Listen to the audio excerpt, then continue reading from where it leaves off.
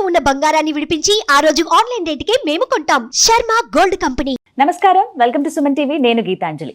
మార్గశిర మాసం అన్ని పుణ్యమైన రోజులనండి. ప్రత్యేకించి చూడాలి, విష్ణుమూర్తికి లక్ష్మీదేవికి ఆరాధన చేస్తూ ఉంటారు. అయితే డిసెంబర్ 16వ తారీఖున ఎంతో విశేషవంతమైన రోజు అని చెబుతూ ఉంటారు. అసలు ఆ రోజు ప్రత్యేకత ఏంటి, విశిష్టత ఏంటి, విధిగా మనందరం ఆచరించవలసింది ఏంటి, ఎటువంటి పరిహారాలు చేసుకోవాలి, వీటి గురించి తెలుసుకుందాం. వివరించేందుకు ప్రస్తుతం మనతో పాటు ఉన్నారు ప్రముఖ జ్యోతిషులు బ్రహ్మశ్రీ నందిభట్ల శ్రీహరి శర్మ గురువు గారు. వారితో మాట్లాడదాం. గురుగారు నమస్కారం అండి. వాగర్థావివ సంపృక్తౌ వాగర్థ ప్రతిపత్తయే జగతః పితరౌ వందే పార్వతీ పరమేశ్వరౌ. సదాశివ సమారంభాం శంకరాచార్య మధ్యమాం అస్మదాచార్య పర్యంతం వందే గురు పరంపరాం. ఆదిత్యాయ చ సోమాయ మంగళాయ బుధాయ చ గురు శుక్ర శనిభ్యశ్చ రాహవే కేతవే నమః. శృంగేరి జగద్గురు పీఠాధిపతులకి, కంచి పీఠాధిపతులకి నమస్కారములు తెలియజేసుకుంటూ కార్యక్రమాన్ని ప్రారంభిద్దాం. డిసెంబర్ 16 అంటే మార్గశిర మాసం వస్తోంది, అందులో ధనుర్మాసం అని తెలుసు గురువు గారు. కానీ ఇంకా విశేషమైన రోజు ఉందని అంటున్నారు. అది కూడా దైవానుగ్రహం పొందేటువంటి అద్భుతమైన అవకాశం అని చెబుతున్నారు. అసలు ఏమిటి ఆ రోజు ప్రత్యేకత? డిసెంబర్ 16న చాలా అద్భుతమైనటువంటి రోజమ్మా. ఇది ఎక్కడ కూడా మనకు శాస్త్రంలో కనబడదు. ఎందుకనంటే యుగ యుగాల నుంచి ఆచరిస్తున్నటువంటి ధర్మం ఇది. కాబట్టి ప్రతి మానవ ధర్మం ఇది. ఈ రోజున ఖచ్చితంగా దైవానుగ్రహాన్ని పొందే ప్రయత్నం చేయాలి. ఎందుకనంటే ఈ రోజున గొప్పదైనటువంటి రోజుగా చెప్పవచ్చునమ్మా. ఎందుకనంటే శివాజ్ఞ లేనిదే చీమైనా కుట్టదు. శివానుగ్రహం అందరికీ ఉంటేనే మనం ఈ కార్యక్రమం మనం చేయాలన్నా, మనం చేసినటువంటి కార్యక్రమాన్ని ప్రేక్షకులు వీక్షించాలన్నా అక్కడ శివానుగ్రహం కలిగి ఉంటేనే సాధ్యమవుతుంది. కాబట్టి శివానుగ్రహం ఉంటేనే ఈ వీడియో చూస్తారేమో. ఎందుకు అనంటే ఇది శివానుగ్రహం కలిగించేటువంటి వీడియో. చాలా గొప్ప వీడియోనమ్మా. మార్గశిర మాసంలో సాధారణంగా విష్ణుని ఆరాధన చేస్తారు. కానీ శివానుగ్రహం పొందడం కోసం ఈ రోజున చేయాల్సినటువంటి ఖచ్చితమైన విధి విధానాన్ని మనం తెలియజేసుకుందాం. తప్పకుండా. ఎందుకనంటే కార్తీక మాసంలో ముఖ్యంగా శివుడు విష్ణువుని ఆరాధిస్తాడు. మార్గశిర మాసంలో విష్ణువు శివుణ్ణి ఆరాధిస్తాడు. అందుకే శివాయ విష్ణు రూపాయ శివరూపాయ విష్ణవే శివస్య హృదయం విష్ణోర్చ హృదయం శివ యథా శివమయో విష్ణురేవం మయ శివ. కాబట్టి శివకేశవులు ఇద్దరు కూడా ఒకరినొకరు మనసులో ఆరాధించుకుంటారట. ఇటువంటి అద్భుతమైనటువంటి యోగము కలిగినటువంటి రోజులు కార్తీక మాసంలో ఒక రోజు వస్తుంది, మార్గశిర మాసంలో మళ్ళీ ఇంకొక రోజు వస్తుంది. మీరు చెప్పారు కోటి సోమవారాలు. కార్తీక మాసంలో శ్రవణ నక్షత్రం ఉన్నటువంటి రోజున కోటి సోమవారాలు ఉపవాసం ఉన్నటువంటి ఫలితం లభిస్తుందని చెప్పాను. శ్రవణ నక్షత్రం ఎవరిది? విష్ణు నక్షత్రం. కార్తీక మాసం ఎవరికి కేటాయించబడింది? ఈశ్వరునికి. కాబట్టి విష్ణు నక్షత్రం ఉన్న కార్తీక మాసంలో ఎవరైతే ఉపవాస నియమాన్ని ఆరాధన చేస్తారో కోటి సోమవారాలు ఫలితం ఆ యొక్క మానవుడి ఖాతాలో పడుతుంది. మరి మార్గశిర మాసంలో ఆరుద్ర నక్షత్రం ఉన్నటువంటి రోజున ఎవరైతే శివుణ్ణి ఆరాధన చేస్తారో వారికి కోటి శనివారాలు ఉపవాసం ఉన్నటువంటి ఫలితం వస్తుంది. కాబట్టి అదృష్టవశాత్తు ఇక్కడ మనం గమనించాల్సిన అంశం ఏంటంటే ఈ ఆరుద్ర నక్షత్రం పౌర్ణమి వెళ్ళిన మరుసటి రోజు ధనుర్మాసం కూడా ప్రారంభమవుతుంది. ధనుర్మాసం సోమవారం కూడా వచ్చింది. అన్ని విశేషాలు కలిసి వచ్చాయమ్మా. అన్నిటికంటే ప్రధానంగా ఇక్కడ మనం గమనించాల్సిన అంశం ఏంటంటే పార్వతీ పరమేశ్వరుల యొక్క సింబల్ అనగా ఆది దంపతుల యొక్క సింబల్ అనేటువంటిది ద్వాదశ రాశుల్లో జమిని అంటే మిథున రాశి. కాబట్టి దంపతుల సిగ్నేచర్ ఉంటుంది అక్కడ. అందుకనే అమ్మవారి జన్మ నక్షత్రం మృగశిర. కాబట్టి ఖచ్చితంగా 3-4 పాదాల్లో అమ్మవారు జన్మించి ఉంటుంది. అలాగే ఈశ్వర నక్షత్రం ఆరుద్ర నక్షత్రం. దీన్ని ఎలా గుర్తుపట్టడం? ఆకాశం వైపు ఒక్కసారి మనం పైకి చూస్తేనమ్మా ఆ నక్షత్ర మండలంలో ఇప్పుడు మనం తూర్పు వైపున ఫేస్ పెట్టాలి.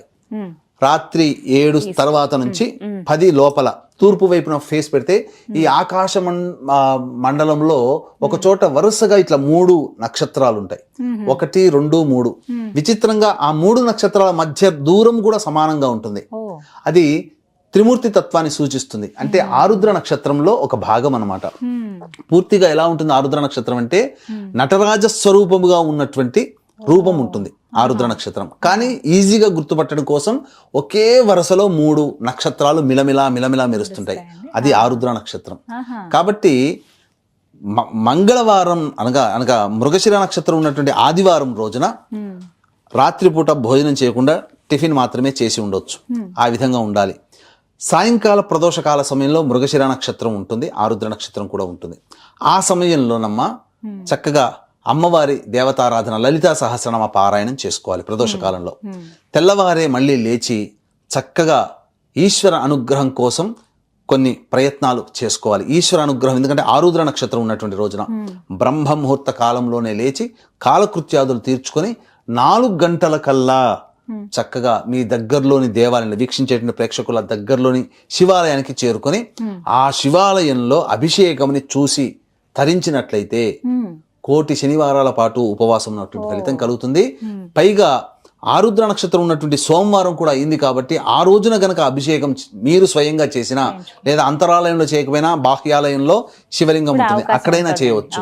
అయితే నవగ్రహాల అనుగ్రహం పొందడం కోసం, ఎందుకంటే నవగ్రహాలని ఆభరణాలుగా చేసుకున్నవాడు శ్రీకాళహస్తీశ్వరుడు, ఆ నవగ్రహాలని నియమించిన వాడు పరమేశ్వరుడు.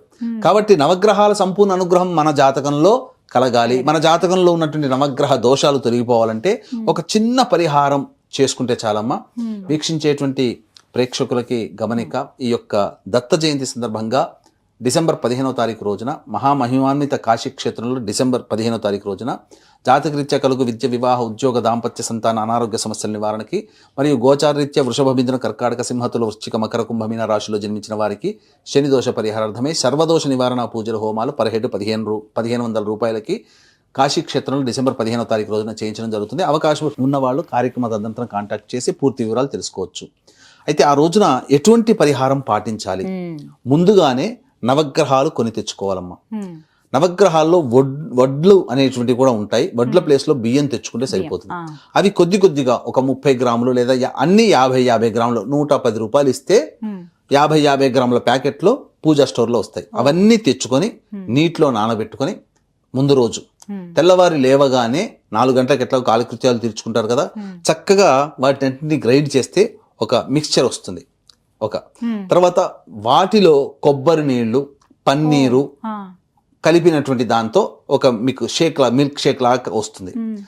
ఆ యొక్క షేక్ అయినటువంటి దాంతో ఈశ్వరుడికి అభిషేకం చేయండి. తప్పకుండా నవగ్రహాల యొక్క దోషము తొలగిపోతుంది. ఇది చేయాలమ్మా. తప్పకుండా. ఎందుకనంటే ఇది అనాదిగా కొంతమంది చేస్తూ వస్తున్నారు. చాలా మంది ఏంటంటే సోమవారం చంద్రునికి సంబంధించినటువంటిది కాబట్టి బియ్యాన్ని నానబెట్టి ఆ వచ్చినటువంటి పిండితో ఆ కొబ్బరి పాలు పోసి చంద్రగ్రహ దోష నివారణకి చేస్తున్నారు. మరి ఒక్కొక్క గ్రహానికంటే కష్టం కాబట్టి నవగ్రహాలకి నవధాన్యాలని చేసి ఈ విధంగా చేసుకున్నట్లయితే నవగ్రహ దోషాలు తొలగిపోతాయి. అపారమైనటువంటి శివానుగ్రహం కలుగుతుంది. అన్నిటికంటే మించి ఒక మానవుడి యొక్క జీవితం 100 సంవత్సరాలు అనుకుంటే 36,500 రోజులు జన్మిస్తాడు. డివైడెడ్ బై 7 చేస్తే అప్పుడు ఎంత అవుతుంది? 7×5 = 35. అంటే దగ్గర 500 వారాలు మాత్రమే, 5,000 వారాలు, 5,000 వారాలు మాత్రమే శనివారం నాడు ఉపవాసం ఉంటాడు. ఎప్పటి నుంచి? పుట్టిన దగ్గర నుంచి. 100 సంవత్సరాల ఆయుష్లో ఉంటే, పూర్ణ ఆయుష్లో ఉంటే 500 వారాలు మాత్రమే మనం చేసుకోగలుగుతాం. కానీ ఆ ఒక్కరోజు ఉపవాసం ఉండి ఈశ్వరుణ్ణి, విష్ణువుని ఆరాధన చేస్తే కోటి శనివారాల ఉపవాసం ఉన్న ఫలితం. అది 500 ఇంటూ కోట్లు కావాలంటే ఎన్ని జన్మలు ఎత్తాలి? మళ్ళీ అదే జన్మ మానవ జన్మ రావాలని నియమం లేదు కదా. కాబట్టి వీక్షించేటువంటి సుమన్ టీవీ ప్రేక్షకులు ఇటువంటి మార్గశిర మాసంలో వచ్చే ధనుర్మాసం ప్రారంభమవుతుంది. అలాగే ఈ యొక్క శివ ముక్కోటి అంటారమ్మ వీటిని, శివ ముక్కోటి ఈ విధంగా అంటుంటారు. కాబట్టి మళ్ళీ జనవరిలో కూడా అద్భుతమైన రోజు ఒకటి వస్తుంది, దాన్ని మళ్ళీ మనం తెలియజేసుకుందాం.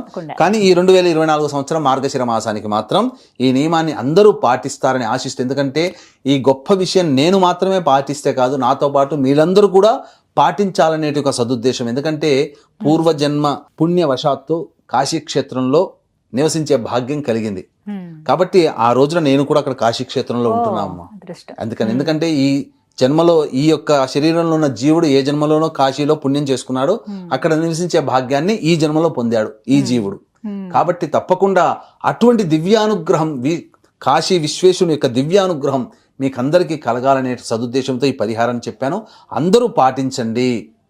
వీలైతే ఈ యొక్క వీడియోని మీ బంధువులకి, స్నేహితులకి షేర్ చేయండి. ఎందుకంటే ఇది అద్భుతమైన విషయం.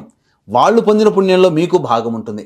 కాబట్టి అందరూ పాటించి దైవానుగ్రహాన్ని, అందరూ శివానుగ్రహాన్ని పొందుతారని ఆశిస్తున్నాం.